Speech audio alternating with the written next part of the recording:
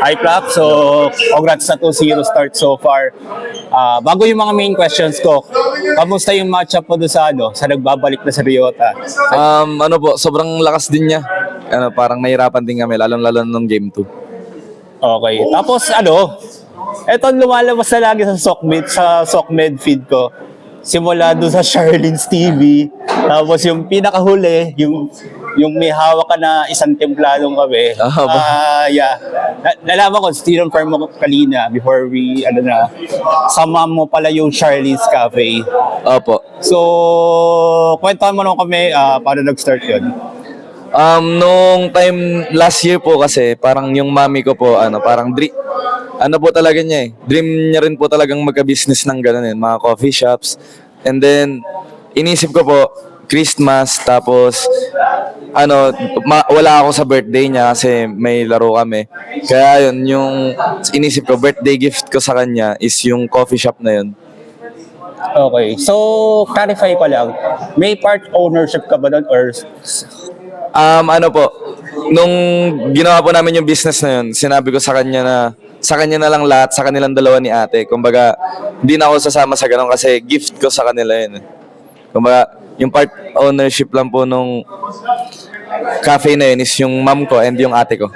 So, actually, hindi siya coffee shop lang. Meron siyang KTV sa second floor tsaka sa third floor. So, ano yung proper na description pag sinabi nating safe to say ba na pag describe ko na Charlene's Cafe is ang may-ari is mom ni Flap? Opo. Mas okay. Kasi, yun nga po, binigay ko sa kanya. Kasi nga, gift ko sa kanya yun. And Sige. And siya yung may-ari nun. Okay, so bakit sa Caloocan yung napili yung location? Kasi po yun po yung mas malapit po sa house namin. Okay. Actually, siya, Novaliches. Marunong ka na ba magtimpla ng kape? Yun nga po yung gusto kong yun yung gusto kong side quest magtimpla ng kape kasi sobrang mahilig din ako sa kape kaya yung ate ko laging nag-experiment tapos sa akin pinapainom. Okay, kasi tatanungin ko sana to pero I'll just ask na lang. Bawa ako or fans ng Team Falcons for the first time na pupunta ng cafe nyo is ano yung best seller doon o yung must try namin doon? Both sa cafe tsaka doon sa cakes. Since sabihin mo may cakes din doon Sobrang daming must try doon pero ako personally kasi favorite ko yung hindi masyadong matamis So, more on mga cold brew or Americano.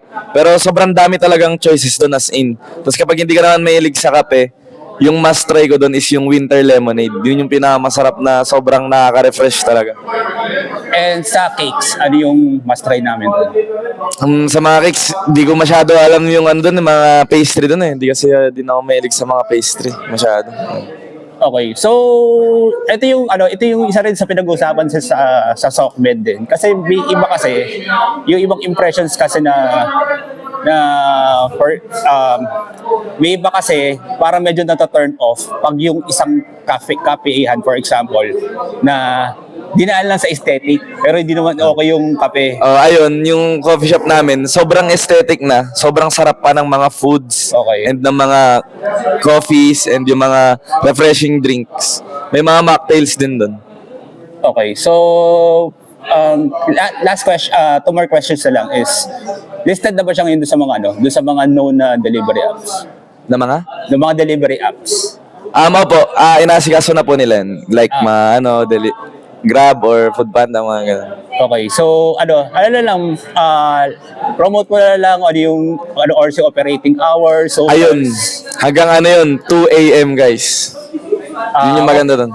Yeah, ano yung operating hours? From 9 or 10 a.m. to 2 a.m. Siya, Monday to Sunday, boss?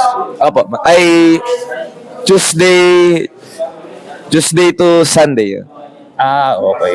Bale, wala ng Monday. Kasi yung socials. Charlene's Cafe, Charlene's Music Lounge and Cafe. Ayun. Sige, thank you, bro.